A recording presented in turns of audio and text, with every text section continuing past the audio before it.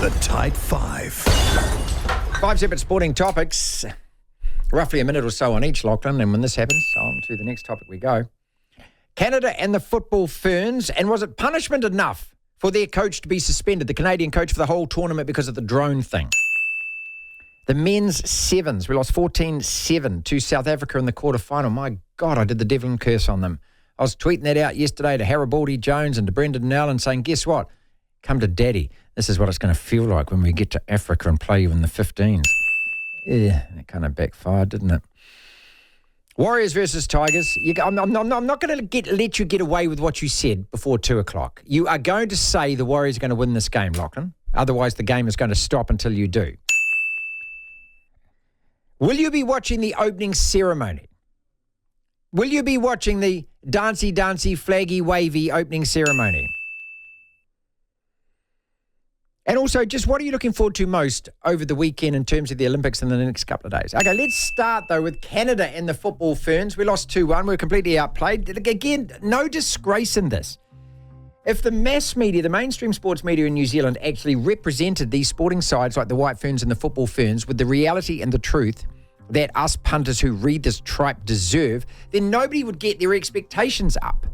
This is not a great football team, not in world terms. No disrespect to the young women in that side.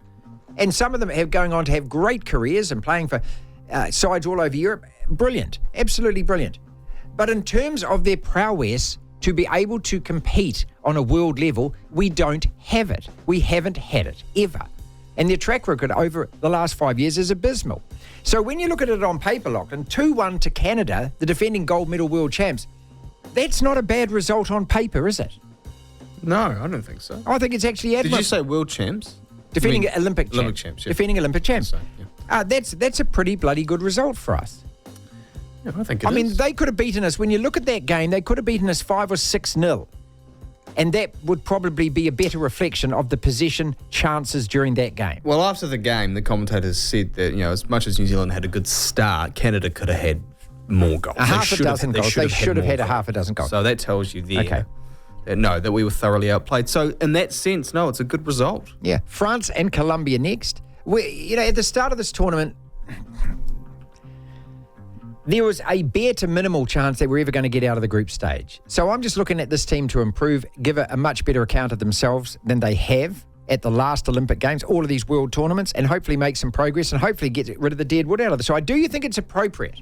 Do you think, yes, the punishment is appropriate that Priestman, the Canadian women's coach, out of the tournament? Do you think that that's appropriate for the drone thing?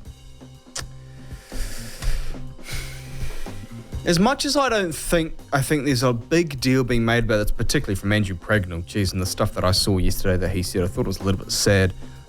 Something does need to happen because you can't be doing that. You can't be spying on teams. And there has to be a punishment, right? I would, I guess if the head coach is aware of it and they are the head of camp, then yeah, they should be probably booted. But from the whole tournament? Yeah. I would have said just one game is fine, sure. Well, okay, what they're saying is the coach knew about this. And what we're now finding out is that the Canadian men's and women's teams have done this for years. Been spying with drones for years. I don't know. I thought it was a little bit extreme. I thought one game would have been fine, wouldn't have mattered. They still would have beaten us. But I think it's a little bit unfair for 2 games. I mean, it's not as if...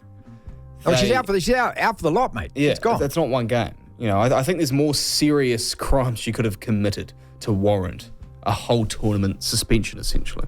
Well, you've got a Russian team that is there after systematic statewide doping, which was proved. Well, you've got they're there competing in a different tracksuit. You've got a bloke so that's there. Their punishment. You've got a bloke who is representing child rapist. The Netherlands, yes. who is a convicted child rapist. Yeah. So, and you've got someone who just got kicked out of it for whipping a horse. Yeah. I don't know. Okay. The men's sevens, and when you look at the pictures as well, a lot of the men's team in tears.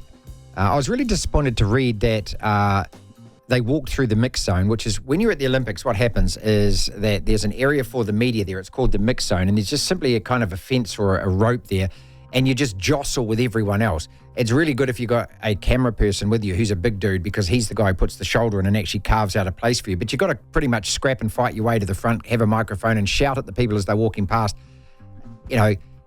Hi, so New Zealand, come and ask a question. That most of them just walk straight past and wouldn't say anything. And then the captain comes out after, which is pretty disappointing because your job is also to front up whether you win or lose. Because if you'd won, you'd all be loving it and opening the team door and letting us all in, okay? So when you lose, it is really disappointing. But at the same time, your obligation is you've got to front up and say a few words. The other significant thing that I read from one of the players was that he said, and he probably is going to regret this forever, that I can't remember who it was that said it, but he said afterwards, I was kind of looking forward to a day off and then we're going to play for a medal the next day. What? So you'd already in your own mind beaten South Africa? Again, that I question the professionalness of the team, if that's your attitude, really, that this is a sport where every team on their day can beat every team on their day. Martin, imagine the men's sevens and having to now go walk in the opening ceremony. God, I didn't even think about that. God, how awful would that be? It's disappointing. Lachlan, it's not earth-shatteringly surprising to me, given the fact that when I look at France, South Africa, Fiji and Australia as the 4 semi-finalists, if you'd said that to me before the tournament, I'd say, well, where's New Zealand in there? But what? We lost to France, we lost to one of those teams. It does happen, doesn't it? This is sevens. When it comes to sevens, the Australian sides are quite good. Yeah, they're not France bad. aren't... I think the French... Well, they've got Dupont. Who's had a brilliant And apparently he's sevens just campaign. brilliant. Yeah, absolutely brilliant. Apparently he's the game changer. Yeah. The French women's side tend to be a bit better than the men's, and South Africa are up and down. 1 year they're great, 1 year they're not. They're a little bit like the Wallabies of the 2010s, but it's a shock because it's a team that they win World Series tournaments, and for the last 20 years or so they've had a good year too on the circuit. They've been the pace setters for the most part over the last 20 years or so. But the thing about the Olympics, they didn't medal in Rio. They came second in Tokyo, and now they failed to medal again. Yeah, good point. So when it comes to this big tournament, Rio, they don't perform. The other thing is, as a caller says, texter says, our seven side's been neglected for some time by the rugby union. They undermine the All Black brand.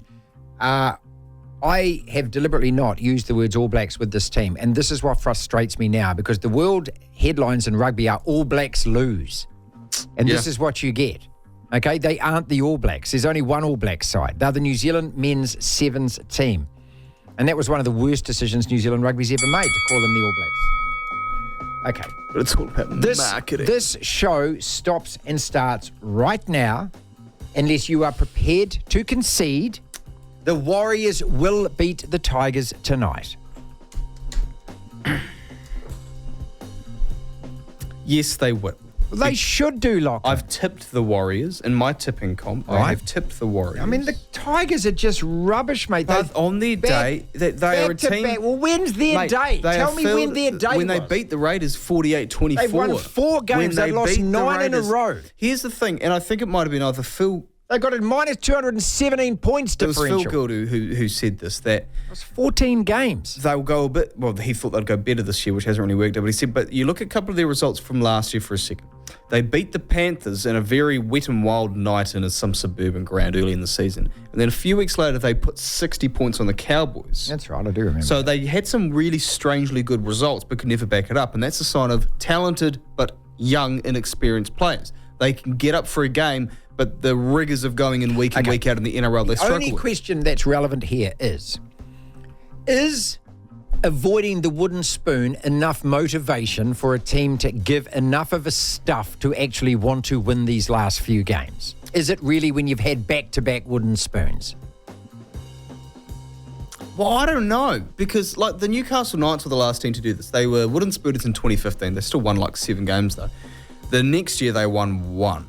And then in 2017, they won, I think, a couple. But 3 straight years, they were wooden spooners. And they had an appalling team of it was young players. And the Tigers are in a similar boat.